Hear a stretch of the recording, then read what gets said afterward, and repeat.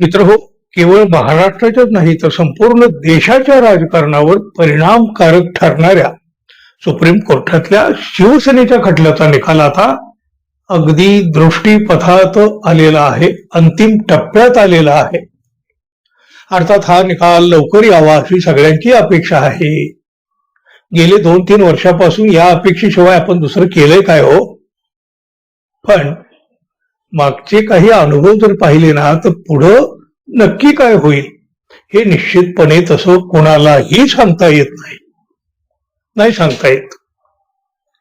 अंतिम टप्प्यातील युक्तिवादावरून आणि न्यायालयानं नोंदलेल्या निरीक्षणावरून उद्धव ठाकरे यांना सर्वोच्च न्यायालयामध्ये दिलासा मिळू शकेल. उद्धव ठाकरे यांची मूळ शिवसेना पुन्हा एकदा त्यांच्याकडे जाईल असं कायद्याच्या अभ्यासकांना तर वाटतं बघा. पण सर्वसामान्य जनता सुद्धा तशाच पद्धतीनं सोशल मीडियावर व्यक्त होत असते.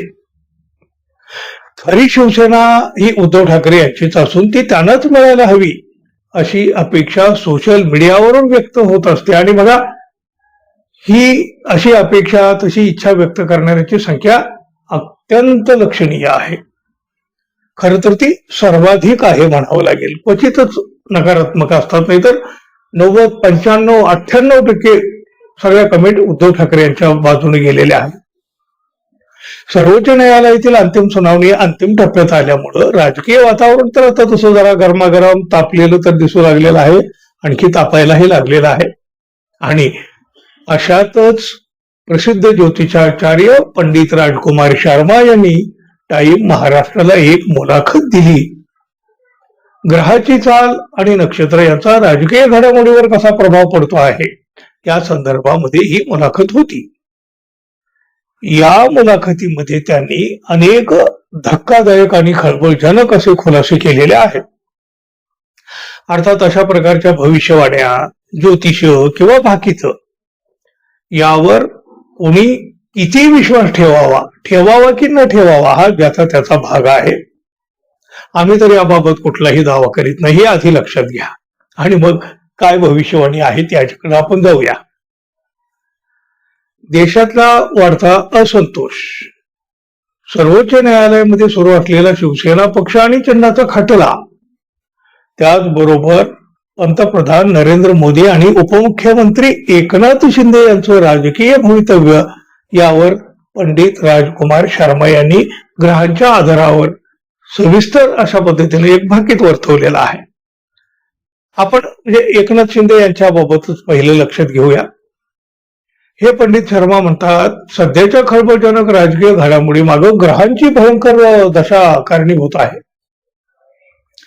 26 जुलै पासून 12 डिसेंबर 26 पर्यंत म्हणजे 134 दिवस शनिदेव वक्री झालेले आहेत.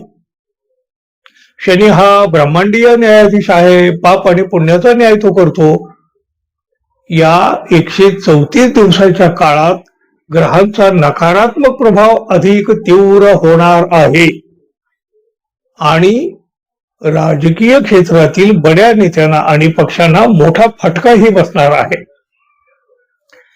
गेल्या 12 वर्षामध्ये भारतीय जनता पक्षातील एका मोठ्या नेत्याला राजीनामा द्यावा लागला. आता धर्मेंद्र प्रधान यांना अलीकडेच राजीनामा दिलेला आहे. ही या मालिकेची सुरुवात असून आगामी काळामध्ये आणखी काही प्रमुख राजकीय नेत्यांचे राजीनामे होऊ शकतात. म्हणजे राजीनाम्याचं सत्र सुरू होऊ शकतं, हा एवढा मोठा दावा त्यांनी केलेला आहे. आता राज्यातलं बघा, राज्यातील सर्वात महत्वाच्या शिवसेना पक्ष आणि चिन्हाच्या कायदेशीर लढाईवर भाष्य त्यांनी केलेलं आहे. आणि यावेळेला हे पंडित शर्मा यांनी असं सांगितलं, एकनाथ शिंदे यांच्या कुंडलीत 2012 पासून राहूची महादशा चालू आहे.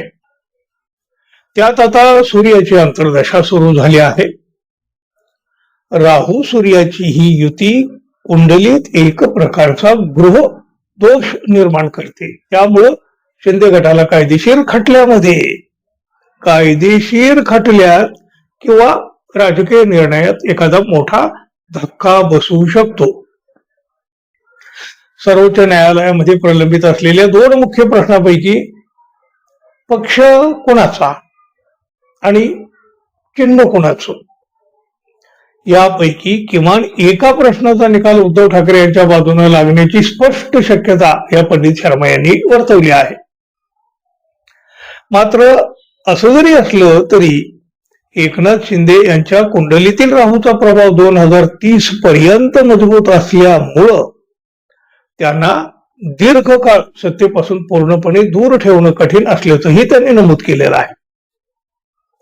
ठीक आहे, 2030 पर्यंत, पण नजीकच्या काळात काय? एवढ्या काळामध्ये तर बऱ्याच किती आणखी घडामोडी घडू शकतात. आपलं लक्ष आता सुप्रीम कोर्टाच्या निकालाकडे केंद्रित असायला हवं. कायदेशीर खटल्यामध्ये एकनाथ शिंदे यांना धक्का बसू शकतो. बघा, पक्ष चिन्ह यापैकी किमान एका मुद्द्याचा तरी उद्धव ठाकरे यांच्या बाजूने निकाल लागण्याची शक्यता नुसती शक्यता नाही, दाट शक्यता त्यांनी व्यक्त केलेली आहे. या दोन्ही प्रश्नांचा निकाल म्हणजे शिवसेना कोणाची आणि चिन्ह कोणाचं, उद्धव ठाकरे यांच्याच बाजूने हे सगळं जाऊ शकतं असं कायद्याचे अभ्यासक ठामपणे सांगत आहेत. आधीही सांगत होते, आजही सांगतायत. लोकांना हे वाटतं उद्धव ठाकरे यांना न्याय मिळेल आणि त्यात आता ही भविष्यवाणी अगदी तशीच आलेली आहे. मित्रांनो, पुन्हा सांगतो, भविष्यवाणीवर कोणी विश्वास ठेवावा न ठेवावा हा ज्यांचा त्यांचा म्हणजे तुमचा विषय आहे बरं. पण तरी सुद्धा मित्रांनो, सुप्रीम कोर्टातला शिवसेनेच्या संदर्भातला निकाल कोणाच्या बाजूने लागेल असं तुम्हाला वाटतं? तुमच्या मनातलं जनतेला सुद्धा कळू द्या. त्यासाठी तुमची मतं आपल्या कमेंट बॉक्समध्ये जरूर मांडा आणि जाता जाता आपल्या चॅनलला नेहमीप्रमाणे सबस्क्राईब कराल अशी अपेक्षा आहे, जर अजून आपण सबस्क्राईब केलं नसेल तर. धन्यवाद. पुन्हा भेटू. नमस्कार.